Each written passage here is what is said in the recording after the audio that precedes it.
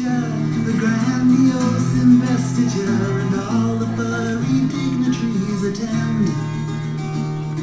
The faces on the walls mock the music in the halls, for they know now what is phony in the end. Fatuously following a trail of vapor, all the academics searching for the prize, and turning all the trees into a sea of paper. Would it ever wash the beams out of their eyes?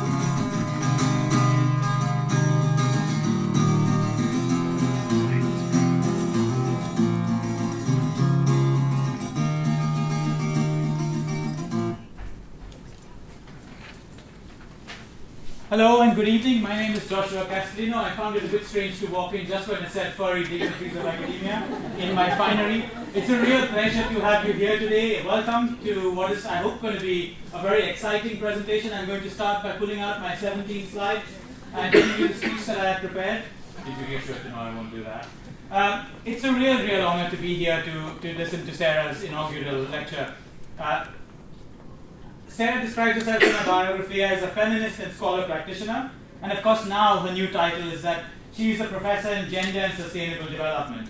She joined Middlesex in 1994, and I think it's fair to say that she has really been the backbone of many projects, many departments, many schools, and now many faculties. And so I think it's a really big honor to be able to be here to celebrate Sarah's various achievements. Subject areas, I was once told that geographers, in a sense, are classic at moving different disciplines and subsuming these disciplines and changing focus. Well, Sarah, I think development studies, gender, politics from time to time, disasters.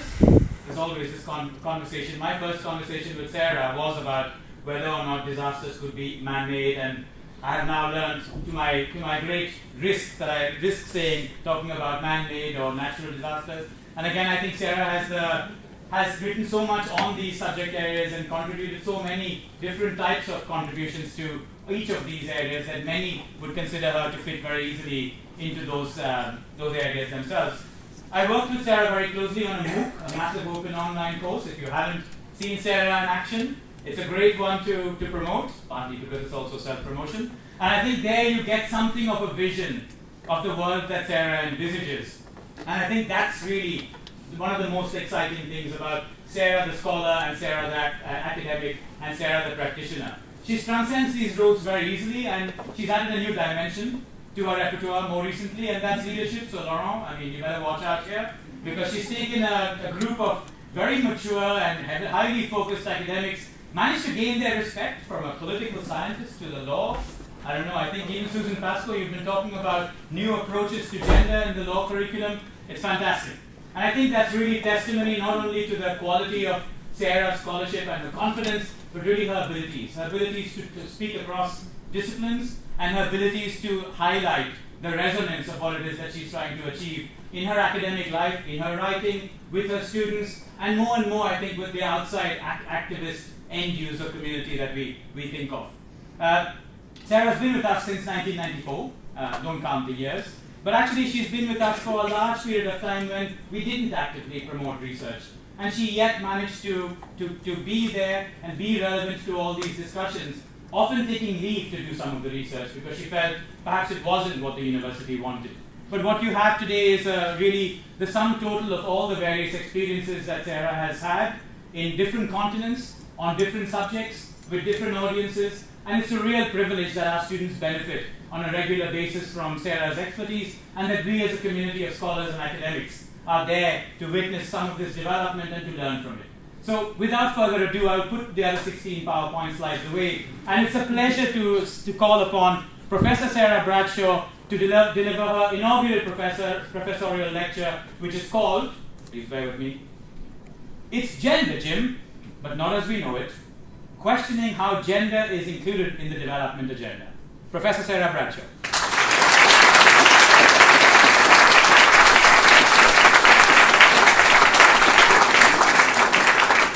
Thank you very much for that introduction, Joshua. And sorry, yes, that I made you processing to that song. Those from the LSE will know the song. It's by Peter Wicks, who tragically died while we were studying at the LSE, but I really like the lyrics, and I think that the lyrics will actually sum up some of what I'm going to say. And I do apologise for calling you all furry dignitaries. Obviously, I see you more as colleagues, family and friend. And I hope this isn't a futile gesture and you do actually enjoy the presentation. It's entitled It's Gender Gym, but Not As We Know It. So basically it's going to be about gender. My youngest niece always says, what does Auntie Sarah do? She does gender. And that's what I'm going to be talking about, what I do. And the title is playing on the fact that what I'm going to be talking about, and it is an inaugural, so sorry about this, it's going to be about me and my research and my path through. So I do apologise about that, but that's the nature of inaugurals from how I understand it. And it's about the idea that basically a lot of people are doing gender, but what we mean by gender isn't always that clear. And if you're wondering what these are, they're signs from toilet doors in Chile and Argentina. I don't do it at hobby, just when I see some good ones, I take the photo. And I think it sort of sums up. We're used to gender symbols and toilet doors, and these are gender symbols, but not as we know them. So that's the basic idea about what I'm going to be talking about. I'm going to be talking about gender myths and mystifications, and I've stolen this. As I go through, there's going to be images of people and places and publications. So rather than write my name, Bradshaw 2008, there might be a picture of a publication, just to say, yeah, I have actually published something on that. I'm not just talking about it. And this is the latest one that I wrote with Brian Lineker and Sylvia Chant. And you did see Brian earlier on. This is Brian, who was pressing the buttons on the music.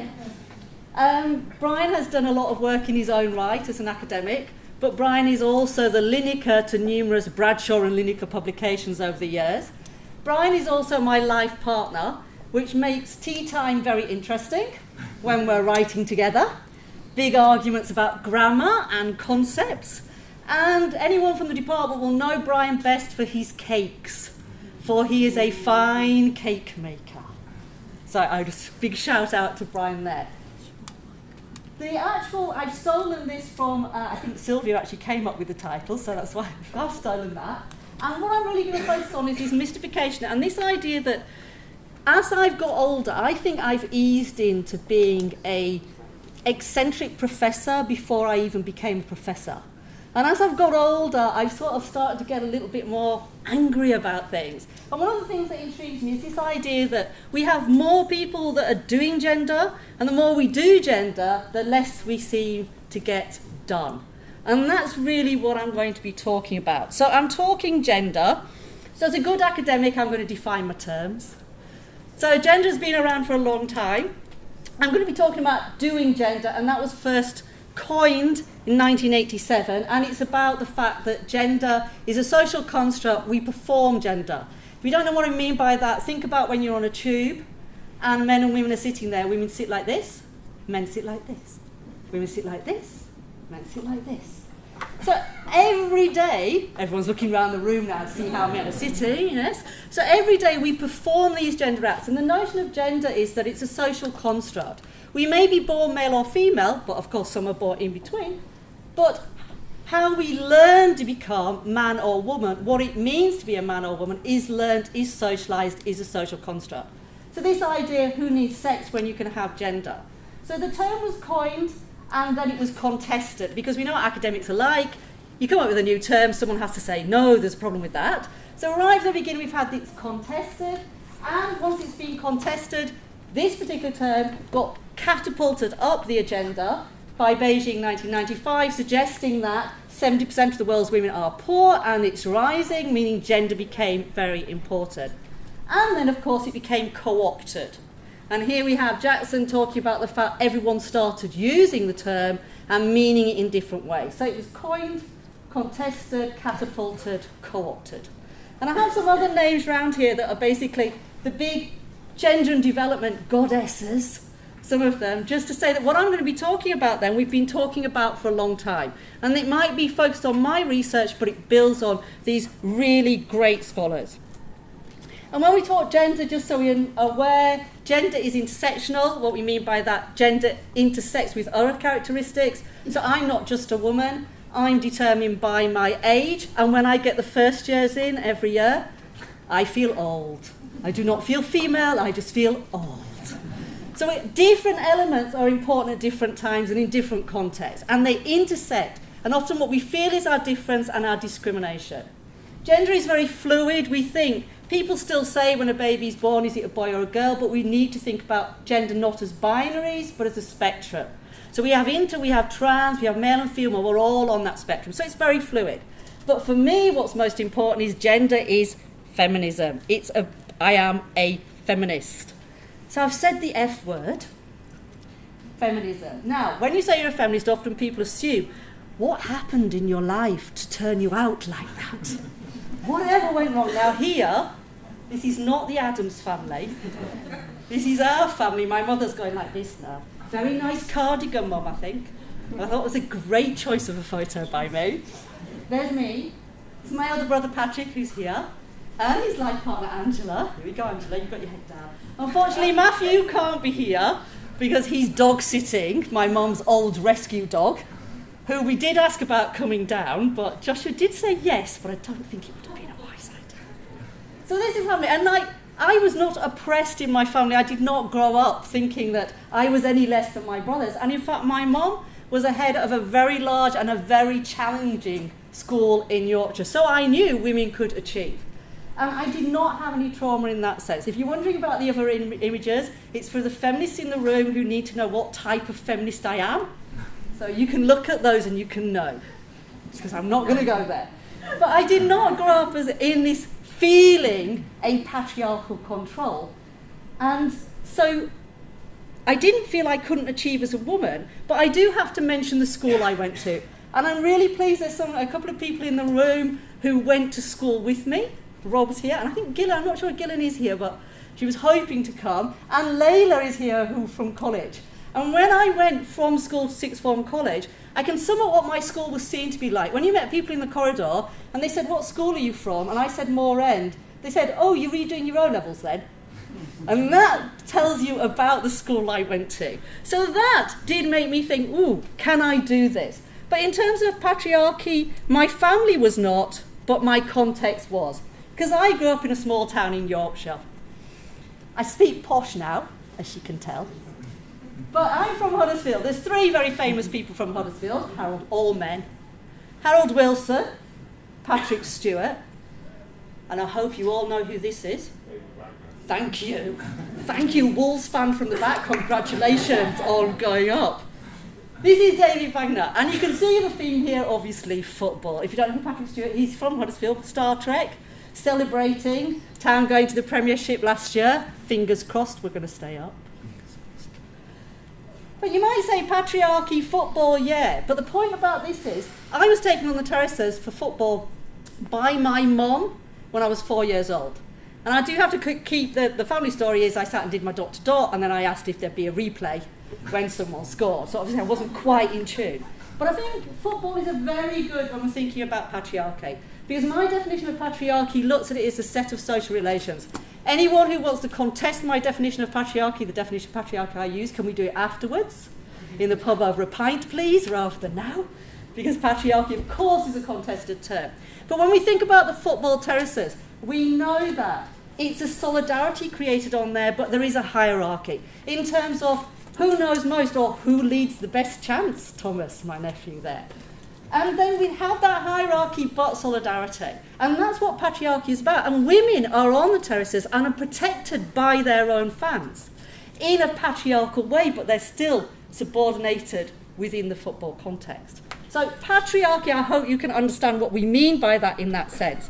Now, I grew up in a patriarchal context, but I didn't know the word for patriarchy until I went to university. I'm just have a quick shout out to two people that were so important for me. This is Paul Carmack. I did my undergraduate at University of Manchester. He introduced me to Marx. He introduced me to Latin America. He introduced me to work by Sylvia Chan, the second person on this. Paul was the one who said to me, you're good enough to go do your masters. If he hadn't, I wouldn't have felt I could. And I think that's really important. Unfortunately, fortunately for Paul, he can't be here because he's at his daughter's wedding in Tanzania. Much more important, much more exotic than Hendon. But Sylvia is here, and this is Professor Sylvia Chan. She's written loads and loads of books, but I've chosen two. This is the one that when I was doing my PhD was important, Women in the Third World. And here we are as PhD students swearing allegiance on Sylvia's book like it was a Bible, because that's how important it was. And then this is a latest tome of Sylvia's. It's a handbook which has 109-ish contributions, which is massive, which also shows what standing she is. And Sylvia has, of course, been supporting of me all the way through my journey. And indeed, which started the first time I went and did some field work. And here, the reason I'm going to talk about this is this lovely photo. This is Professor Chant, myself, and Professor McElwain. Professor McElwain, whose work you might know about making visible Latin Americans in London, here very nicely on the beach. This was our first fieldwork, and what's important about this is when we're doing feminist research, we think about power and power relations. And when you're working in the global south, you have even more power relations to think about, because you're going in as an outsider and basically taking that knowledge for yourself. And what was important about this first one, is this Barbies on tour. So we were off doing this important feminist research, fierce feminists doing this. And then this woman in a hotel said, "Oh, look at you, you look like 3 Barbie dolls." It was not exactly the image we had of ourselves. Although if someone told me I look like a Barbie doll today, I'd probably say, I'd probably take that compliment, it's got to be said. But it made you think you cannot really know how you're seen. And then when I went and did my field work in Honduras, I went round, and I've been chair of ethics for quite a long time now. And the reason I think I'm good at it is because when I look back on my PhD research, I think, oh no, did I really do that? And one of the things was I walked round to Tegucigalpa in Honduras, and everyone opened the door to me. And they said, "Oh no, come in." And I told them what I was doing. They said, "Oh no, come in." And then one woman one day towards the end, I said, "Is it okay if I come in?" She said, "Oh yes, I've been waiting for you. I know all about you." And I said, "Who am I?" She said, "You're that French nun doing a project for the church." First and last time, I've been called, sorry Laurent, French nun, very specific here. But what's important about this is we cannot know how we're seen by the outside, by other people, particularly when we're doing research overseas. And power relations, we can't fully understand them because we can't fully understand how other people see us. So my research in Honduras, myth number 1, I'm going to go through with some myths. Female headship, building on the work of Sylvia Chant, contesting the notion that female-headed households are the poorest of the poor. In terms of female-headed households being the poorest of the poor, the idea is women earn less than men. So if you've got only a woman compared to a man who's heading a household, the household's going to be poorest. Seems logical, apart from the fact we need to look inside the household. And what research, Sylvia's and myself, have shown that men withhold income.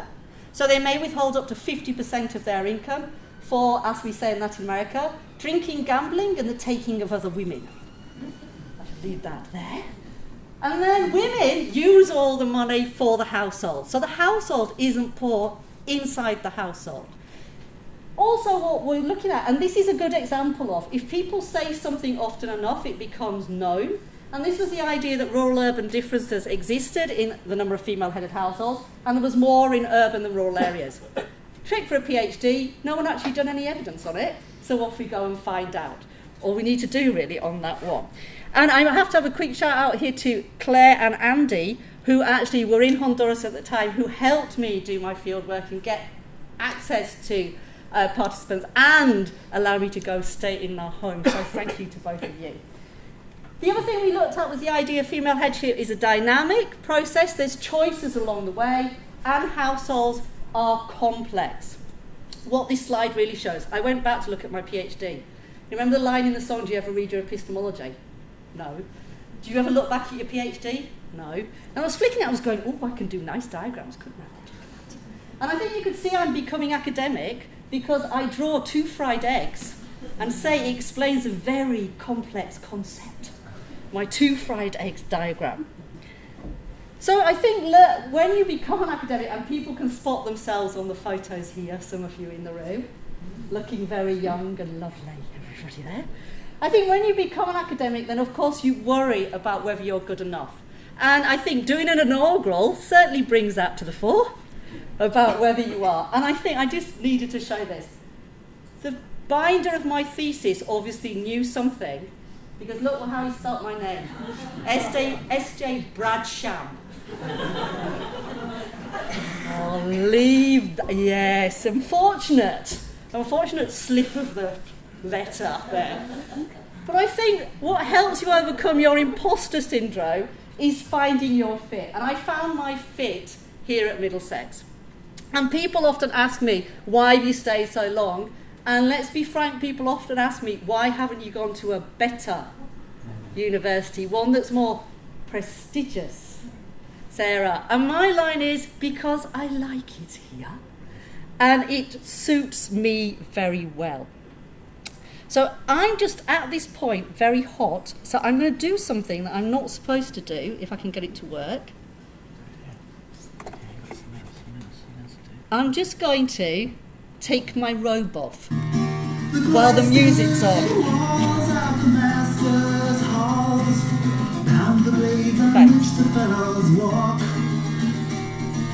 Sheltering the best and excluding all the rest. Better get yourself your own black bottoms chalk.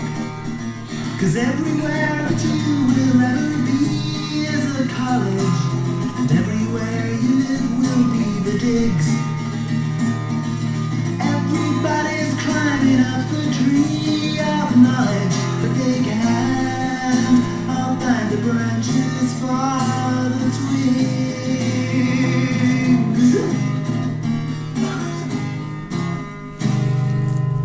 I think that sort of sums up my feeling. I don't particularly want to be at a university that is about sheltering the best and excluding all the rest. And thus, here at Middlesex, I found my home. I teach a lot, and people often say, why don't you go somewhere else because you could teach less? I enjoy teaching, I'm passionate about teaching, and I'm very committed to my students in that sense. And the students we get here at Middlesex are a very particular group of students. They're very diverse from across the globe and different backgrounds and different education levels. And it is so rewarding to teach them, to enthuse them, to help them learn and want to learn. And that's why I stay here at Middlesex, where I can see that change, that value added. They come in not having done well at exams, and they go out with their 2-1 or their first because they've worked hard and they've been brought on in a supportive environment. Hence I stay. But also, I decided after a few years I needed to leave. And that was mostly because I'm teaching gender and development and I'd never actually done it. I talk about it, I research about it, I'd never done it. And I thought, you know what, you better go do some, Sarah, because this is not on. And I do feel that anyone who does feminist research should be and has to be an activist. And I know there's early career feminist academics in the room who are great at combining their teaching and their research and their activism, and that's really inspirational to see.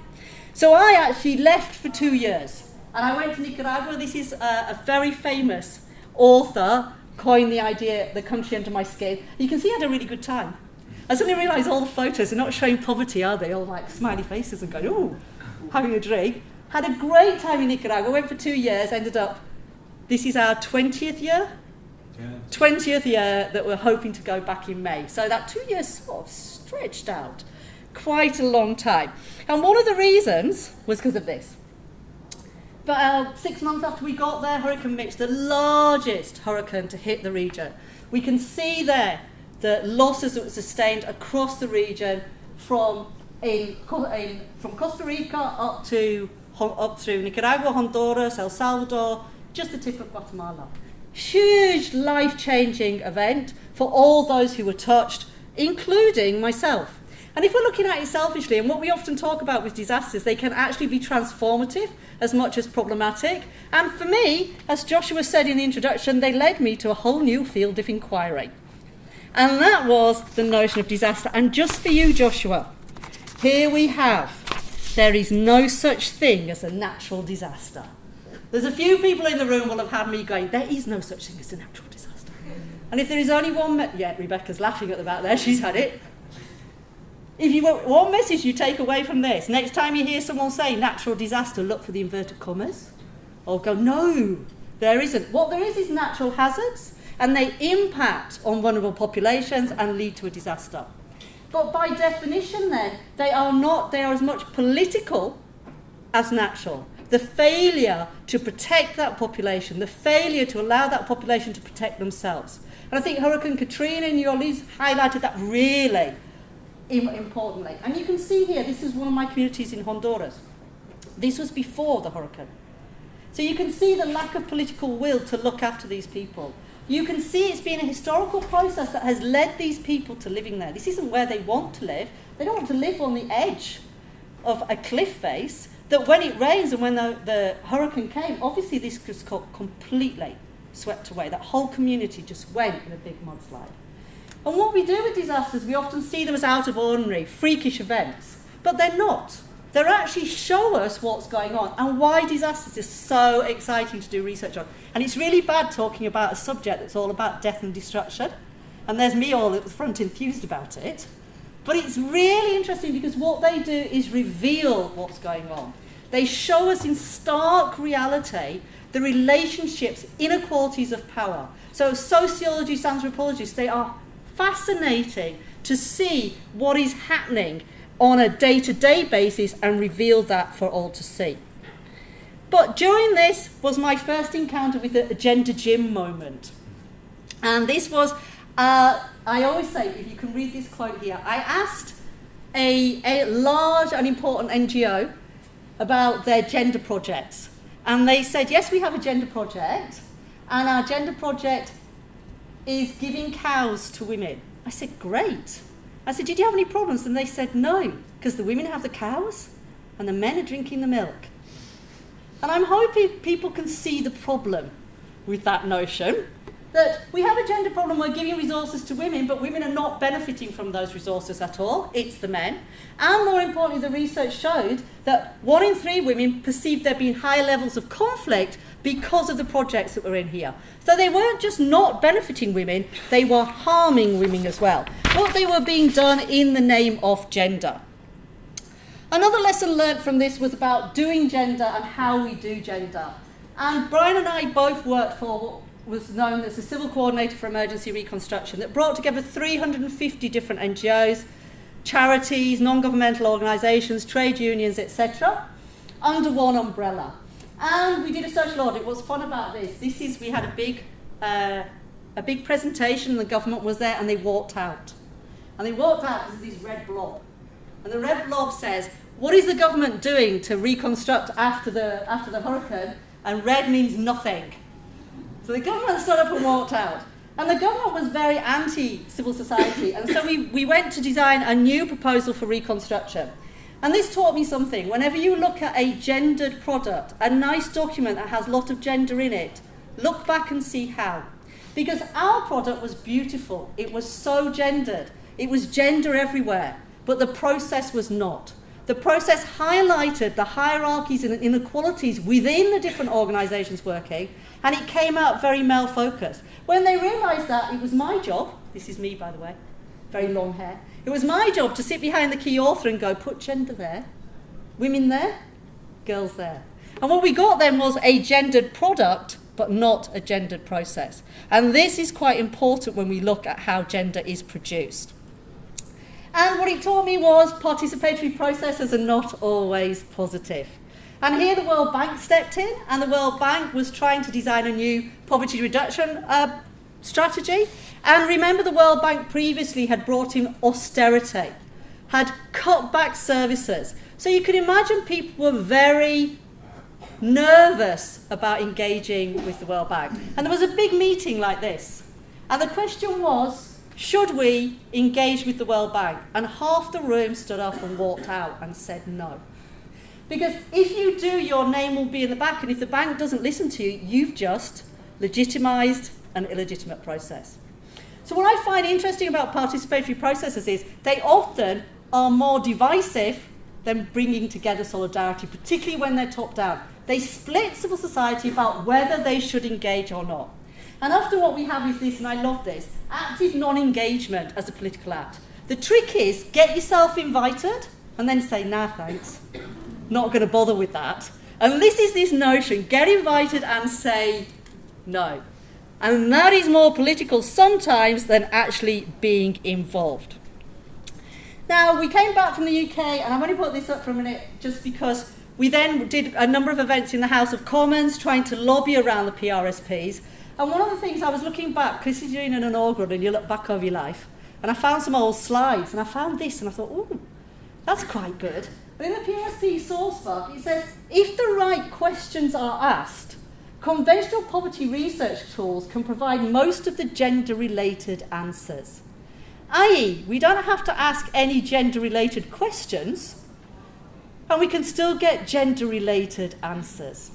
So what this is saying is very much around this idea. We don't actually have to do gender. What we do already, we can find out what we need to know.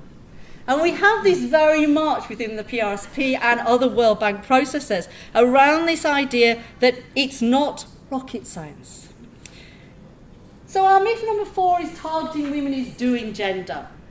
And this is very much around conditional cash transfer programs, and these became a big policy across Latin America.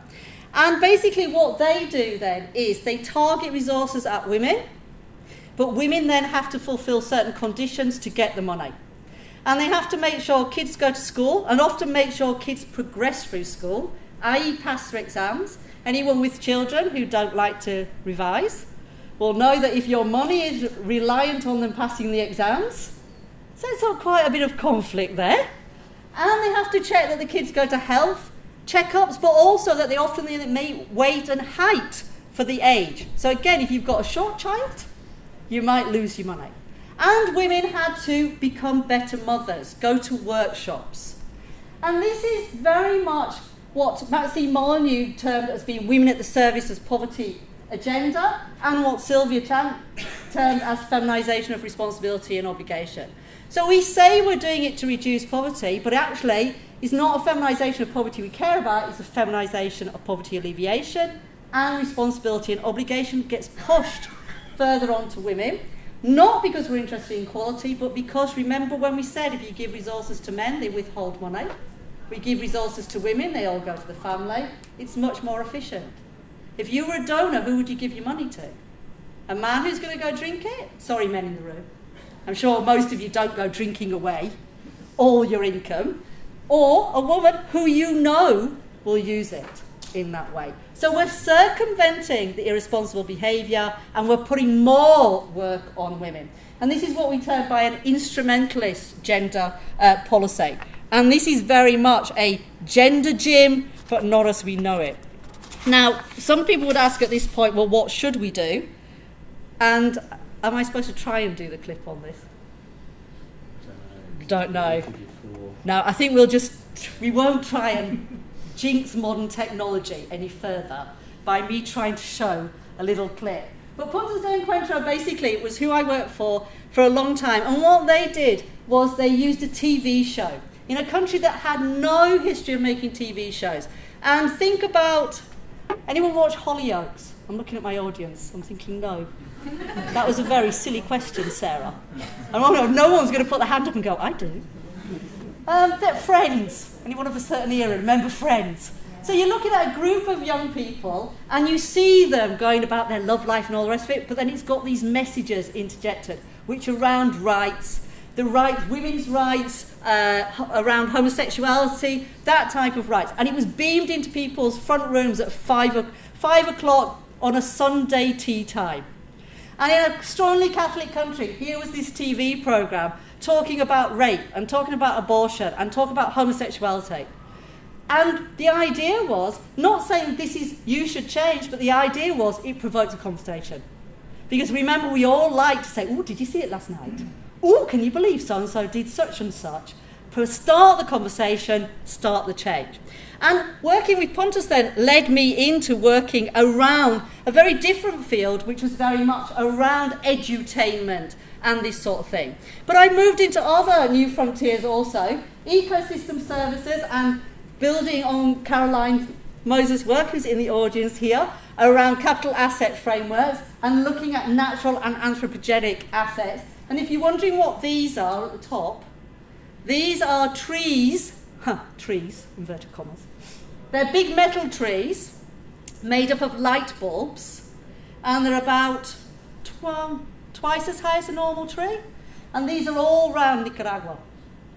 They're called the tree of life, and they're massive. And these then are not natural. These are man-made structures. And yes, if you're thinking Nicaragua's a very poor country, so why are they spending so much money on light bulbs? And yes, if you're thinking Nicaragua's a very hot country, why are they having this heat coming out? Don't know. Apparently the notion is people like them, it makes them happy. Of course, the notion is people like real trees also, and they make them happy. But these are the sort of things we're looking at. And this is working in Brazil with the Brazil team, and that was with Mary Junty, who was in here, and Leanne Lundy, who unfortunately can't be. I also did some work on extractive industries, mining, and here what we are looking at is patriarchy, that P word, going back to the roots and looking at patriarchy and suggesting that supernormal profits of the extractive industries can lead to supernormal patriarchy. That the extreme forms of patriarchy we see in mining communities are not abnormal, they're super normal. Extreme forms. And that was with Lisa Overton, who's in the room there. But I carried on also with my disaster work, and my book around disasters was supposed to, when I started doing it, was supposed to learn from gender and development and take it to disasters. But its actual conclusion was, we ought to think twice about that, for all the reasons I've been talking about in terms of gender and development. So, I've talked about quite a lot of research, but more recently this is what I've been involved in.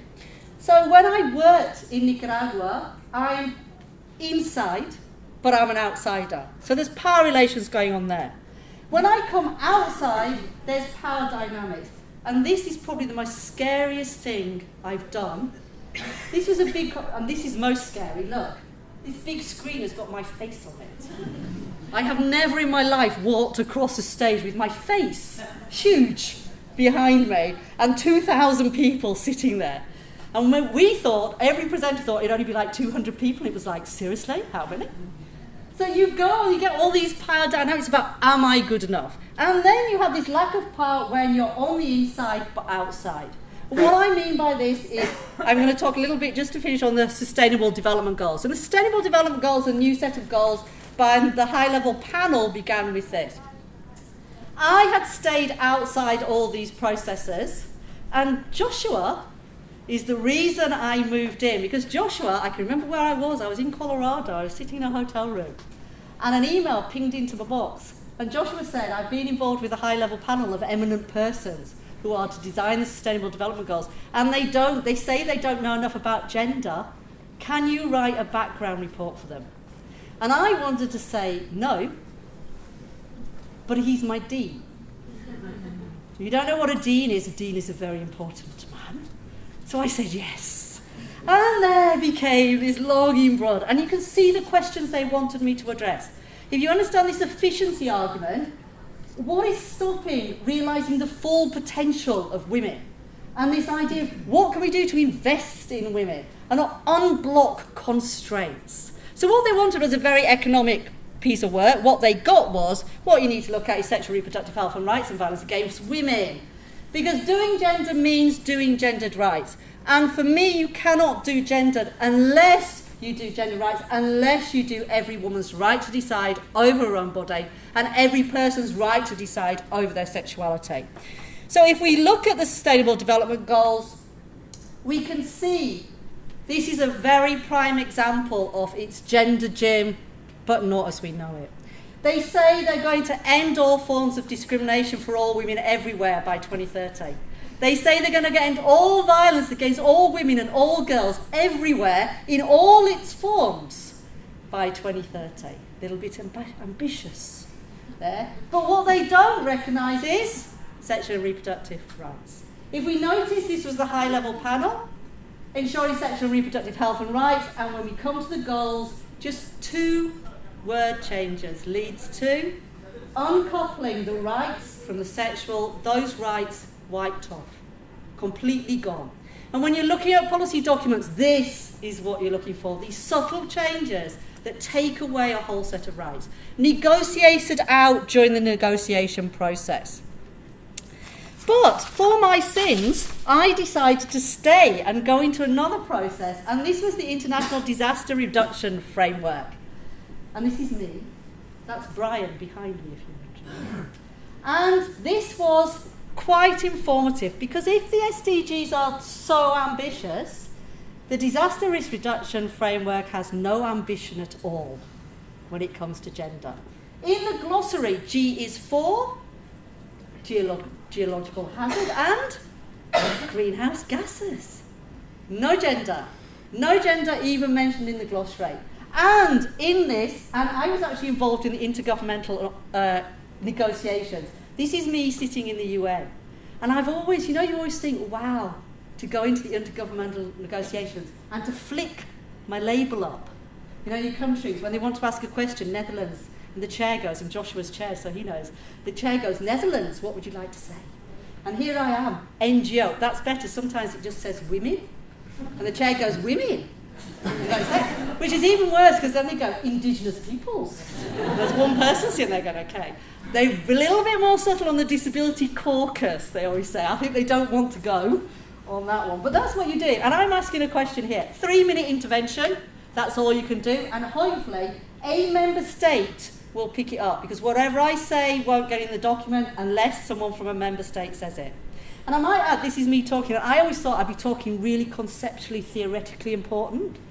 I find myself talking about chickens. And this is how bad this document is. It said we need to take in disaster losses of cattle, farm losses of those with 4 legs.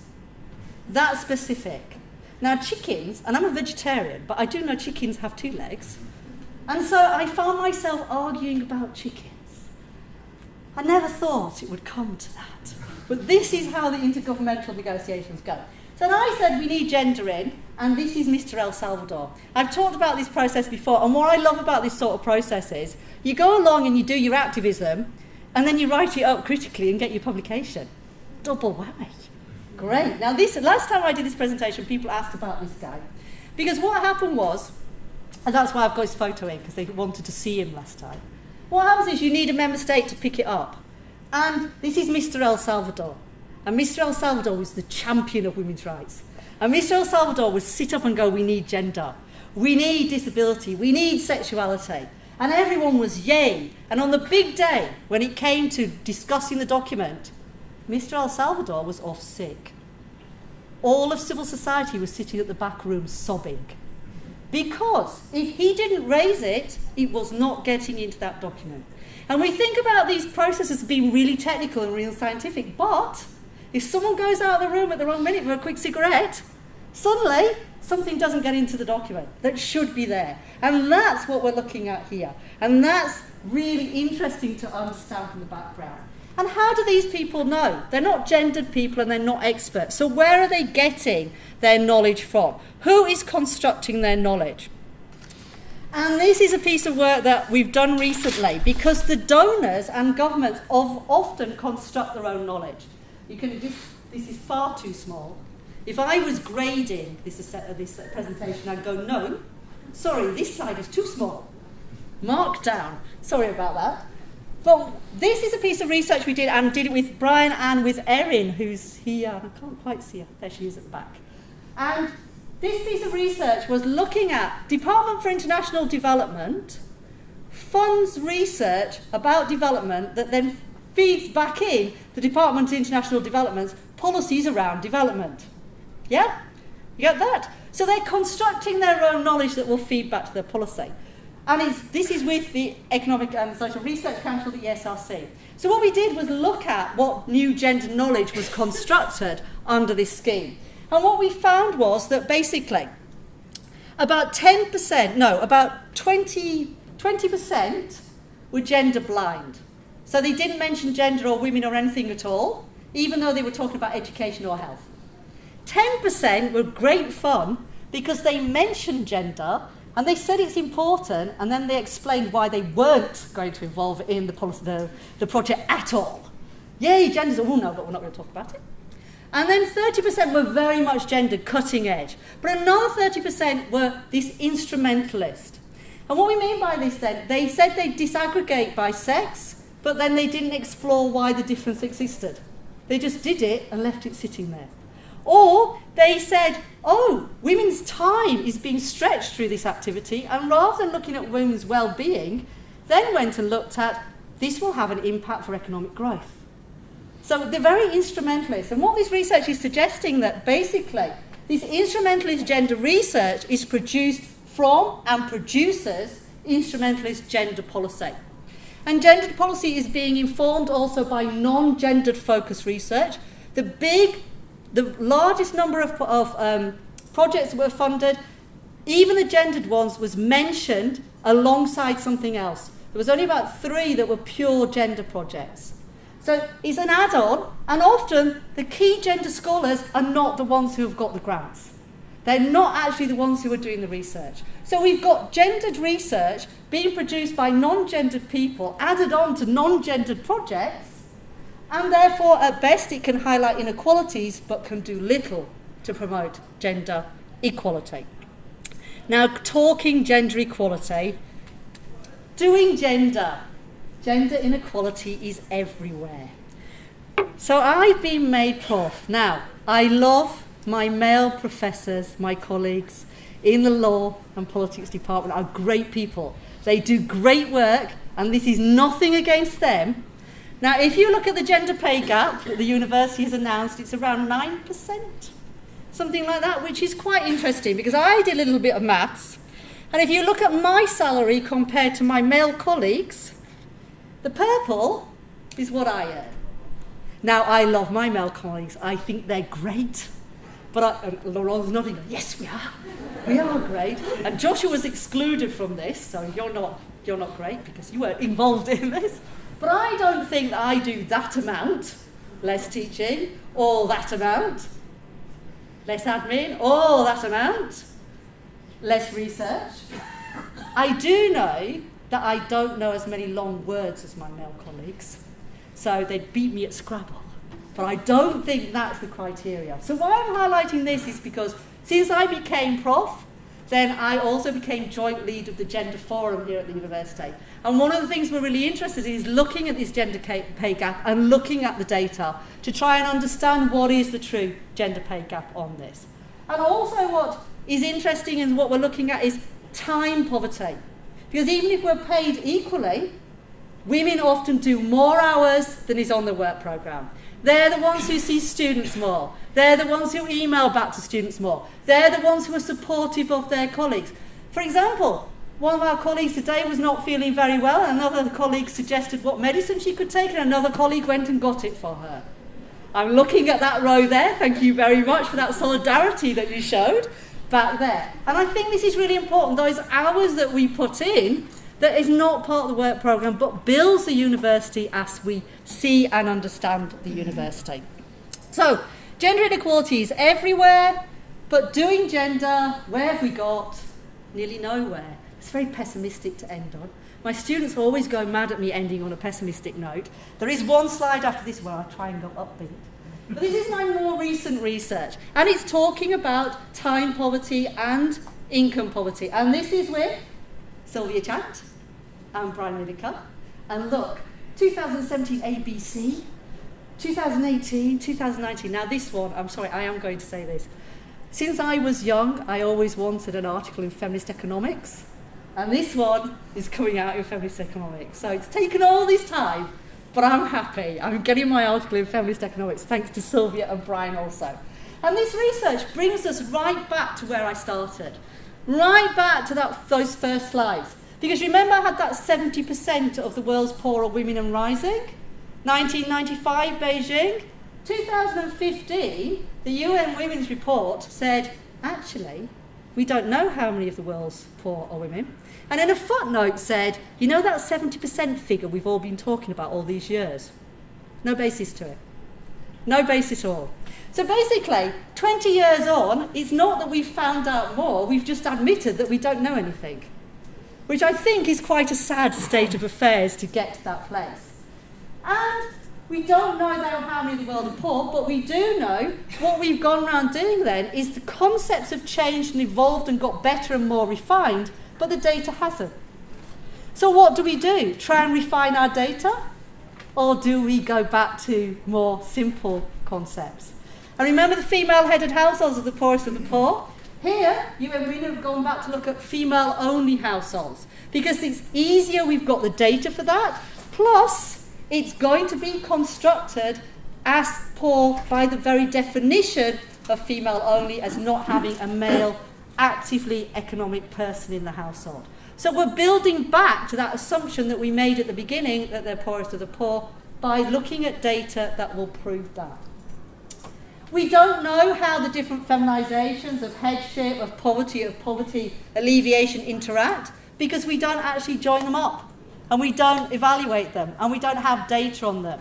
But what we do know is feminization of poverty alleviation does not necessarily bring about a defeminization of poverty.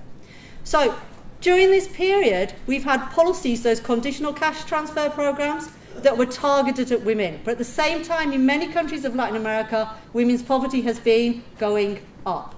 So feminized poverty alleviation programs do not bring a decline in feminized poverty.